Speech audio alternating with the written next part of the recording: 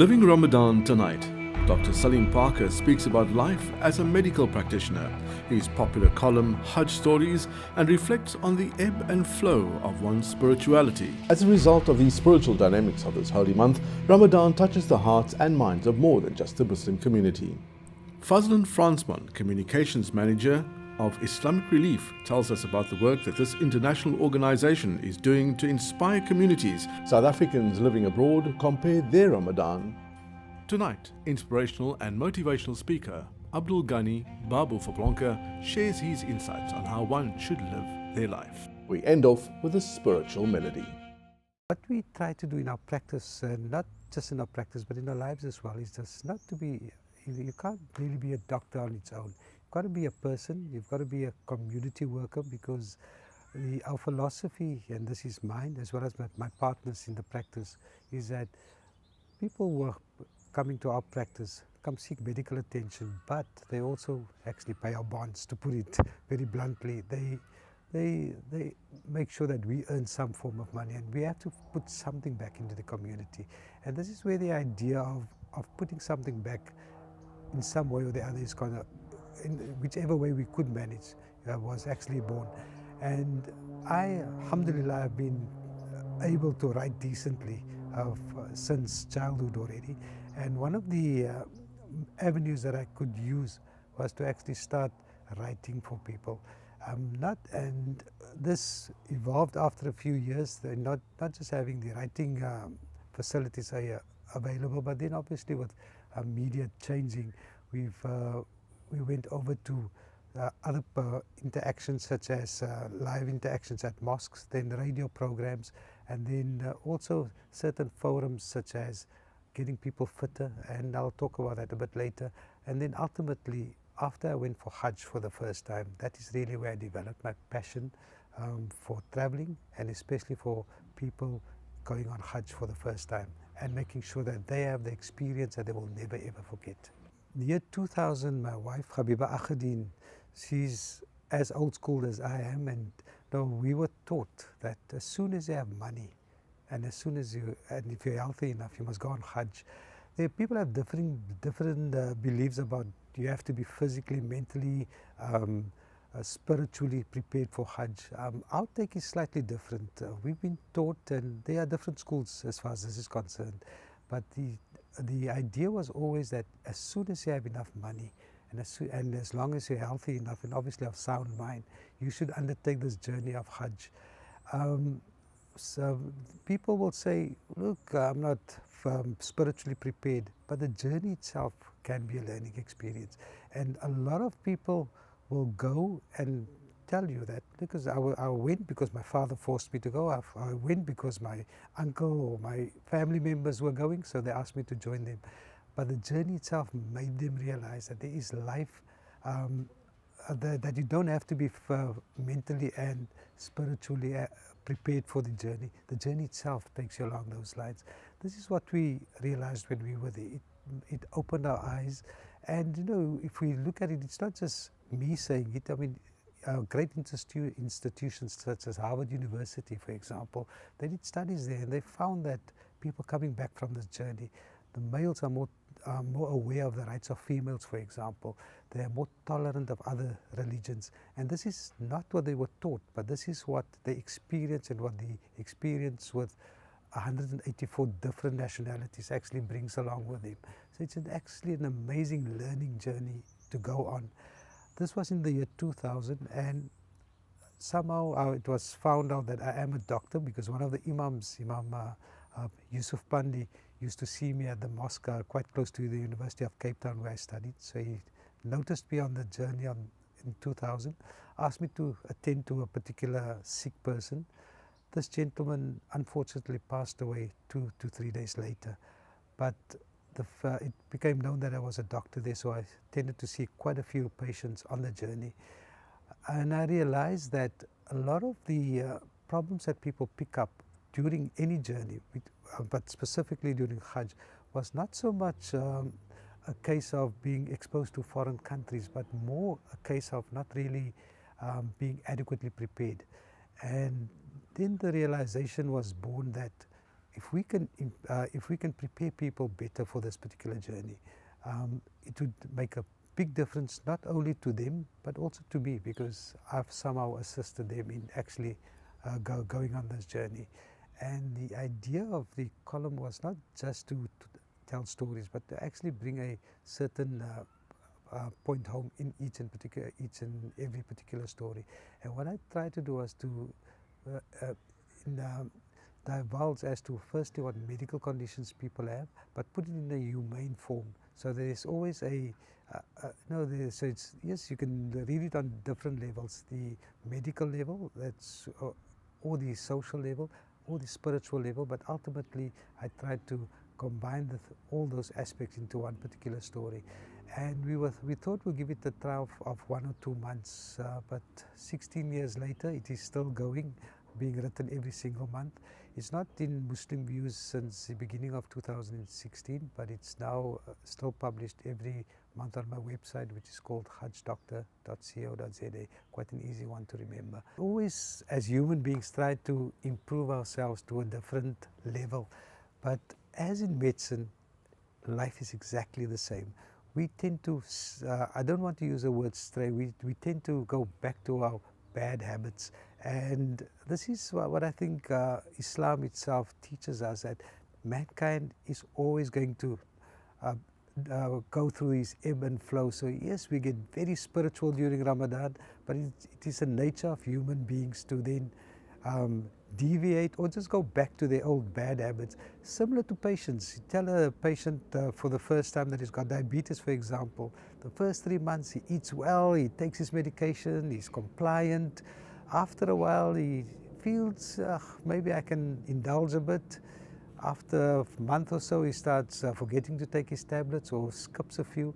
And I think mankind is exactly the same. Just like a patient stops taking his medication, we in the same way then tend to deviate from what we are prescribed to do, which is to eat in moderation, for example, during Ramadan. What we've been taught a couple of 100 years ago already is again being imparted back onto us. And this is to say that we must be aware of what's happening with those virtually a couple of 100 meters away from us who don't have enough bread, who don't have enough food, who literally are being malnourished. And if we look at the South African figures, the Eastern Cape, for example, is known that 50% of people live below the breadline. So it puts us in touch with what is really happening around us here. It also tells me that human beings have evolved to a certain extent in an unnatural way. And by that I mean is that we're the only creature who actually eat all the time. And this is really not physiological. No other creature eats the whole day except human beings. Animals on the field will eat till they're full, and then they'll eat again when they're hungry. And again, I think the month of Ramadan emphasizes to us that we've got to go back to what is natural. We've got to go back to eating in the morning till we're full, and then not eating. And I think Ramadan is a month that actually again shows us what we have to do in reality. My biggest inspiration in life has been my parents. They've taught me really well. They've always encouraged me to assist others. And I must say I've got probably the best support structures that any person can want. I know it sounds cliche, but the reality is they've always inspired me to do or whatever I can to the best of my abilities. They've always encouraged all the aspects that I've been able to indulge myself in, whether it's working, writing, traveling, going out with friends.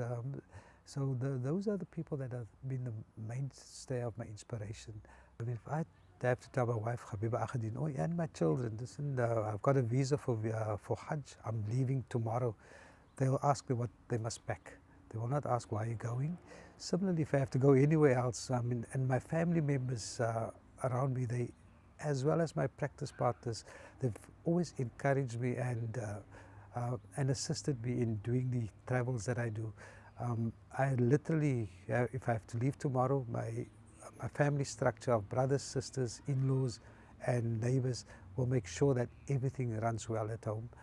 But ultimately it's the upbringing of from my parents' side and immediate family, and the continued support from my wife, family, children, my 3 children who are absolutely adorable, but again they go for long periods without me at home, but they always encourage me to and support me when I undertake these type of activities. Please visit and like the Living Ramadan Facebook page, where you can view various perspectives of Ramadan. Hi everyone, my name is Susie Kutsia and I'm from Tucson, Arizona, US of A. I'm originally from Cape Town. I grew up in a very strong Christian family and in a very diverse community. My take on Ramadan as a non-Muslim was always respect and will always be respect. The intense fasting that you go through for a month, the closeness of the families, the unity as you go to church, you're trying to get closer to God, trying to do introspect so you can find your faith and be stronger within your faith, will always be a fact of respect. I watched this as a child and I was very intensely interested in what was happening in Ramadan. Of course, to say, and not the least, is of course the amazing food that happens every night after your Ramadan fast, and then of course the outfits that you wear. I wish more people could be dedicated and so intense about what they believe in. Fazlin Fransman, Communications Manager of Islamic Relief, tells us about the work that this international organization is doing to inspire communities and make a positive difference in the lives of the underprivileged. Islamic Relief Worldwide actually started 32 years ago in Birmingham in the UK. And it started with a donation of 2 pence by somebody that wanted to donate to an emergency that happened in Sudan. So we fast-tracked that, and then you have about 12, 13 years ago, it came into South Africa specifically, and that's where the organization was started. Our primary focus, I think, when it started was what the issue was in the country at the time, and the issue was HIV/AIDS and orphans, so those child-headed households and those people that are directly affected by the HIV/AIDS pandemic. So when we started, in essence, that was the focus, that was the theme, because it was, in the initial stages of Islamic Relief, both locally and internationally, was about responding to relief situations. Very soon after the Islamic Relief established their office in South Africa, they actually established the Ennisdale or Osozweni Center. And it has now been in existence for almost as long as Islamic Relief has been in existence in the country. So one of the things that we underwent last year as an organization is we underwent a very strategic focus where we started to look at how do we as an organization, one, match the needs of whatever the community needs. So whether it is responding to skills development, to youth unemployment, whether it is responding to the fact that there is 3.9 million orphans in the country, not just those directly or indirectly affected by HIV/AIDS, but just in general. But then we also have the bigger problem of poverty and inequality. And so as an organization, and I think to be relevant within the context of South Africa, we have to find our footing within that. So one of the things we strategically did was, one, to align ourselves to the National Development Plan and to make sure we tackle those 9 issues which are laid down in there. We then looked at aligning ourselves to the Africa 2063 vision, which again obviously looks at the holistic vision for Africa. And then over and above that, and in line with our mandate to Islamic Relief Worldwide, was to align ourselves to the Sustainable Development Goals. So I think strategically we've now become a lot more focused. We are now a fully fledged relief and development organization. Relief obviously responding to disasters locally and internationally, and then development really looking at how do we as Muslims, how do we as an organization find our place in finding a solution for South Africa and for the deep-rooted issues that we have. One of the things that we do have is what we call the GIS system, which is basically to help us, one, identify the need of communities, but then two, also help us identify where existing organizations are working and then look at where the gaps are. And so then we come in and sort of take that space where the gaps are rather than duplicating work. And I think that is one of the key focus areas for us, at least, is to ensure that there isn't duplication, that we are forming collaborations. But then over and above that, from a more strategic level, we have formed a strategic partnership with the Desmond Tutu Foundation around the Tutu Desk campaign. And that is really to address and to ensure that we also have a programmatic footprint within Eastern Cape, which faces key challenges regarding education. And obviously the Two Days Foundation and the Two Days campaign specifically has done needs assessments. They have gone through and looked at what are the specific needs of the schools, what is hindering children from reaching their full potential. And this was one of those situations where we formed a partnership. Another strategic partnership that we formed was with the Nelson Mandela Children's Hospital. And the idea, and I think the ideal for everybody, is we want to ensure that every child, irrespective of whether they're born into poverty or not, has the opportunity to access healthcare. And that's one of the things that the Nelson Mandela Children's Hospital is envisioning that they will do. And so Islamic Relief as a global family is actually embarked on sponsoring or the entire oncology unit, which is only one of 4 within Africa. So for us, it's a very strategic move. But over and above that, it is something that we truly believe in, because we believe that there should be healthcare, free healthcare access to anyone who should need it. One of the things that we do envision with regards to healthcare specifically, and why we embarked on the Nelson Mandela Children's Hospital project, was to ensure that every child, irrespective of their economic status, has access to free healthcare. And the reality is that Islamic Relief is a global organization. But I also think in the current climate where there is a lot of Islamophobia, the fact that we are a Muslim relief organization that are driven by Muslim values and Islamic values, and that is deeply rooted in the Sunnah and Quranic texts, I think helps us, to be grounded within that.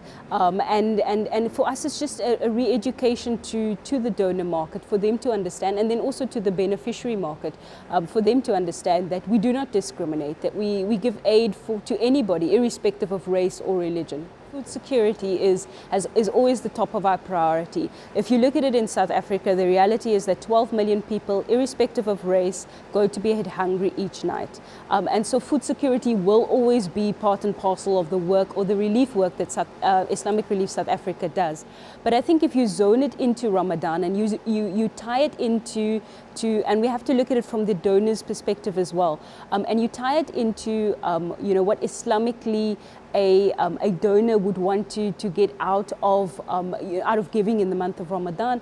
There is those elements of feed a family or feed an individual. There are hadiths around feeding an individual or feeding a family, and I think that religious tie specifically helps us again to be able to access new funds, more funds than we would have throughout the year, to ensure that we combat statistics like 12 million people that go to bed hungry. So in the reality is our food security program, which obviously caters to a wide variety of people, is accelerated and obviously expanded during the month of Ramadan. And that, I think, is one of our primary projects that we do engage in from a programmatic perspective.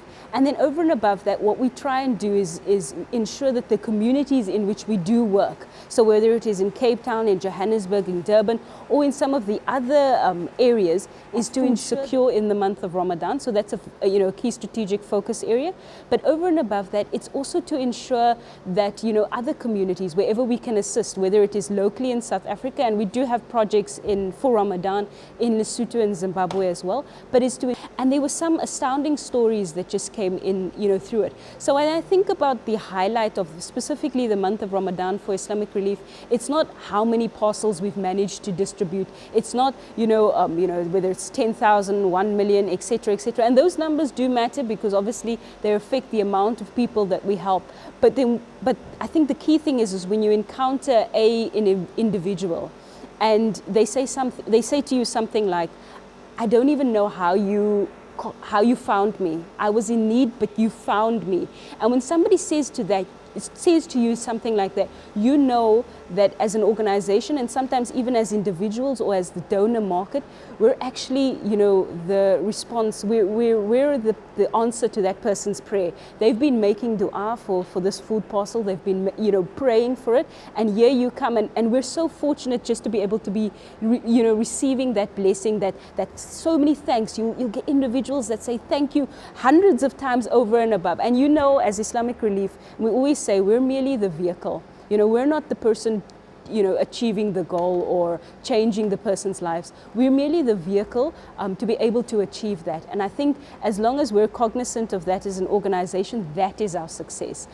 Please remember to visit and like the Living Ramadan Facebook page and view messages from South Africans living abroad comparing their Ramadan to Cape Town. Assalamu alaikum. My name is Abdul Wahab Fifre.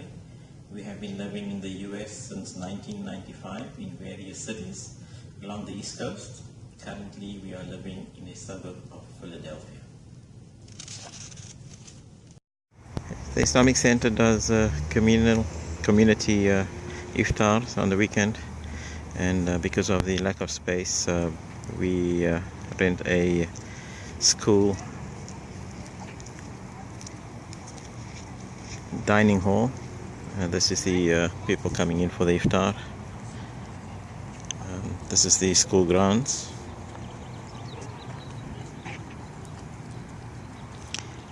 This is where the dining hall is. This is people having iftar.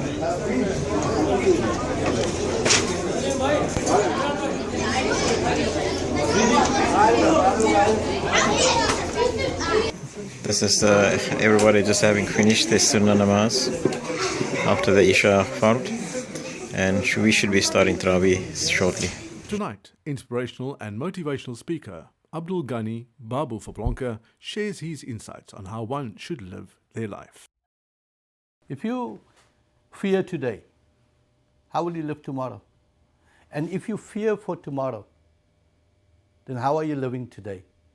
What you should realize is that fear is just a state of mind. If you change that state of mind, you change all your circumstances. To overcome fear, what do? You give love. Because when you give love, people love you back, and the fear diminishes. When you give courage, people give you courage. Or you feel courageous because you'll be giving. And that is, in fact, the art of giving of yourself. And then you diminish fear. And the minute you diminish fear, what happens? Suddenly, opportunities come. And you ask yourself, where did this come from? But that's how it came. It came because you changed your mind and you decided not to live with fear anymore. Now, time for our spiritual melody.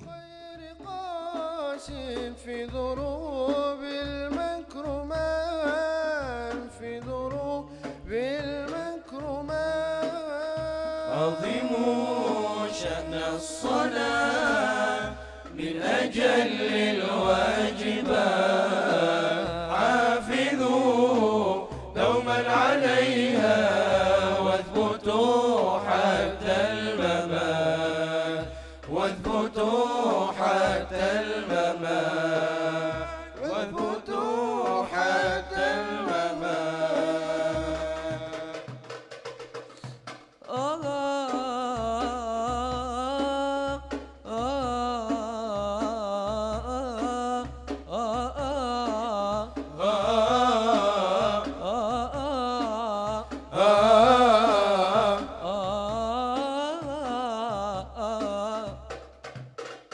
فاطمة يا فاطمة لك روح يا فاطمة فاطمة يا فاطمة لك روح يا فاطمة بدعم النبوة بنت الرسول فاطمة بدعم النبوة بنت الرسول فاطمة فاطمة يا فاطمة لك روحي يا فاطمة فاطمة يا فاطمة لك روحي يا فاطمة بدعم النبوة بنت الرسول فاطمة بدعم النبوة بنت الرسول فاطمة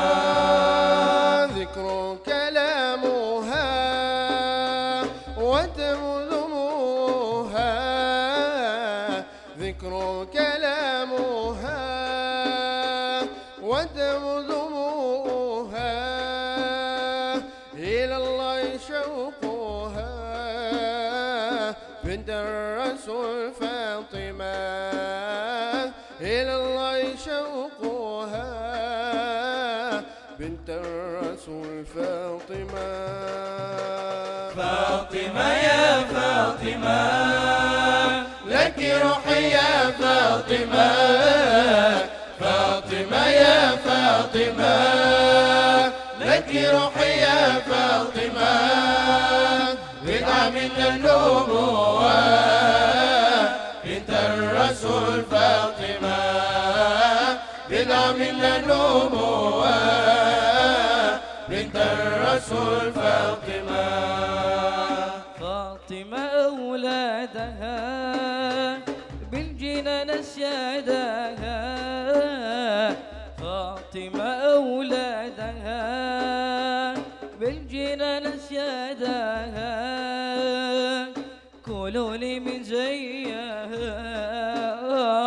بنت الرسول فاطمة فاطمة يا فاطمة لك روحي يا فاطمة فاطمة يا فاطمة لك روحي يا فاطمة بدعة من النبوة بنت الرسول فاطمة بدعة من النبوة بنت الرسول فاطمة بنت الرسول فاطمة فاطمة أولادها في الجنان سيادها فاطمة أولادها في الجنان سيادها ربك اضحوا سادها لا تنولهم قبول فاطم فاطم فاطم بنت الرسول